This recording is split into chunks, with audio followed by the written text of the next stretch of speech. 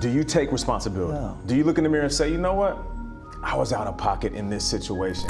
I feel like, man, everything I did because my heart believed that was what I needed to do. And in life, sometimes you gotta listen to your heart because that's the only way I could go to sleep at night. So this is a monumental achievement for this YouTube channel, especially if you're one of the core followers of this channel. I think it's been a few months since we've last made a video on Antonio Brown, which is a big accomplishment for me. Considering all the things that he's been up to recently, I guess you could say that is not as surprising, but this latest bit of news we got from him was just way too funny for me not to make a video on it. And since the content's been a little bit more lighthearted as we're waiting for actual football to start, I figured I'd bring you guys this pretty comical update. So before we get to the content, man, make sure you drop a like, subscribe, and turn on our notifications to help the channel grow. If you want shorter versions of this content, make sure you follow me on TikTok and Instagram at Mikerophone NFL on TikTok and at The Flight Mike on Instagram. Now that we get all that out of the way, break!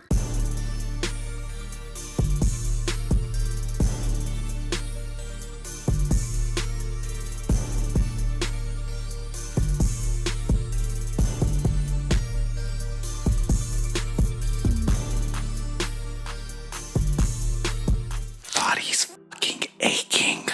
Mic check 1 2 1 2. What's going on, everybody? The last time we really had anything to do on the football field with Antonio Brown was a day that will forever live in infamy for all football fans, all Tampa Bay Buccaneers fans, and all Antonio Brown fans. And it was the day that Antonio Brown took his jersey off and left the field during the New York Jets game versus the Tampa Bay Buccaneers. As a result, the Tampa Bay Buccaneers ended up cutting Antonio Brown. And then from that point on, honestly, how you feel about AB has to do based on whose side you're going to take in the Antonio Brown versus Tampa Bay Buccaneers debacle. You either believe Antonio Brown when he says that the Buccaneers tried to shoot him up with a harmful painkiller, which I'm assuming is Toradol, by the way, which, with all due respect to Antonio Brown, isn't even a narcotic. It's like a super version of ibuprofen, so it could be hard on your kidneys, but I digress.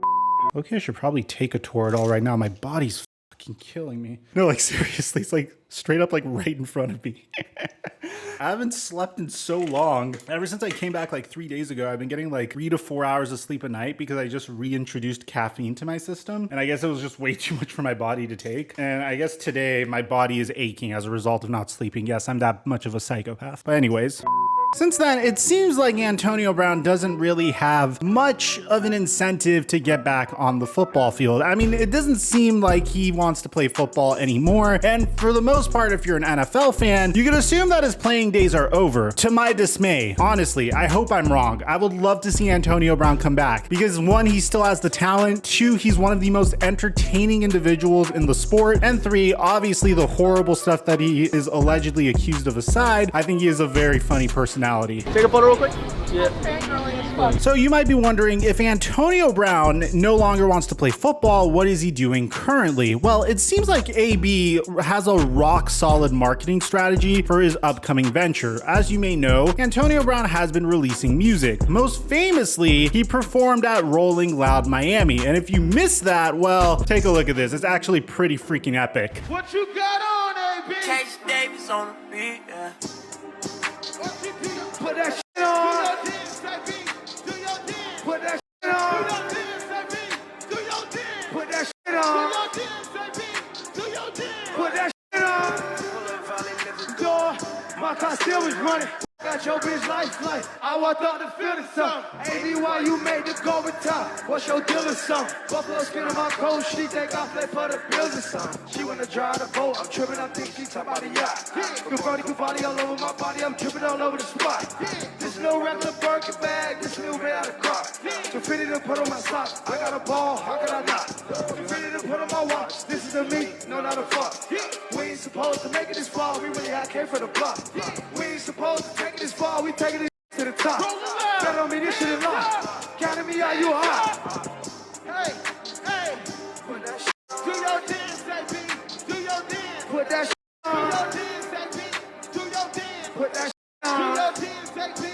Do your dance. Put that shit on. I gotta learn how to do the dance. Like, you're gonna see that so much during this upcoming season whenever players score touchdowns. And to be honest, I think the song was pretty freaking catchy. As a rap enthusiast, some people think it's horrible, some people think it's catchy. I thought it was catchy, I thought it was entertaining. I've heard way worse athlete rap in my entire career, so I don't think it's really that bad. I don't necessarily think he's top tier. I don't really know where his career is gonna go with that, but the reason I'm bringing this all up to you is Antonio Brown seems to finally be at peace with the fact that he's not gonna play football anymore, and he actually tweeted out one of his biggest regrets throughout his entire career. And here's the thing, I think he did this on purpose, mainly because in the rap game or just in social media in general, holding a person's attention is probably the most important currency in today's day and age. And Antonio Brown really knows how to stir the pot and cause a lot of controversy. So take a look at this and we're gonna analyze it. My biggest regret in my career doesn't involve calling my general manager a cracker. So if you don't know about that incident, it's when Antonio Brown called Mike Mayock a cracker during his brief time with the, well, then Oakland Raiders, or showing up to Raiders camp late in a hot air balloon with frozen feet, or throwing rocks at that UPS driver, which is an incident that I didn't really know much about, to be honest. And it definitely doesn't involve taking my shirt off and doing a victory lap around the Jets stadium mid-game while throwing up the deuces. My biggest regret is that I'll never get to see me, Antonio Brown, play a game live. Sure, I can watch the game afterwards, but I can't imagine what that was like for you all to see something like that. Like watching the Beatles or Jesus perform at Red Rocks. My greatest pain in life is I will never be able to see me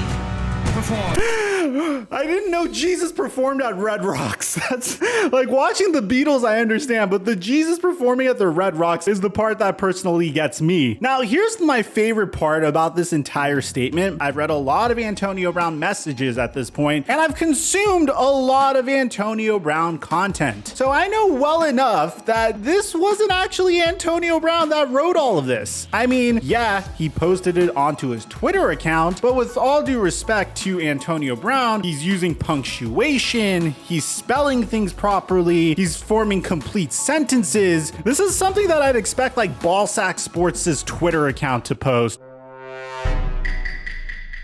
Look, man, at the end of the day, like, how you feel about Antonio Brown really just varies on the person. You either feel really sad about how his career ended up and the fact that the volatility of his personality ended up prematurely ending his NFL career. Because if you ask me, this is still a guy that could easily get 1,000 yards receiving per season. He could have easily been one of the greatest wide receivers of all time. He is one of the greatest wide receivers of our generation, and without a doubt, one of the most talented players that we've ever seen. But I'm saying we could have potentially seen Antonio Brown challenge the likes of Randy Moss, Calvin Johnson, Jerry Rice, if some things in his career went a little differently. And I firmly believe that. You don't really need to agree with me. I honestly hope that his career and his life takes an upward trajectory here. I hope all of his ventures are successful because I do find him to be very entertaining. And I think at the very minimum, he'll have a very promising future in new media. I mean, come on, be honest. If Antonio Brown started a podcast, you're going to be listening to that podcast. But apart from that, man, this was just a very funny piece of content I just wanted to bring to your guys' attention. So let me know what you guys think in the comment section down below. Aside from that, I'm your boy Mike, and I'm dropping our mic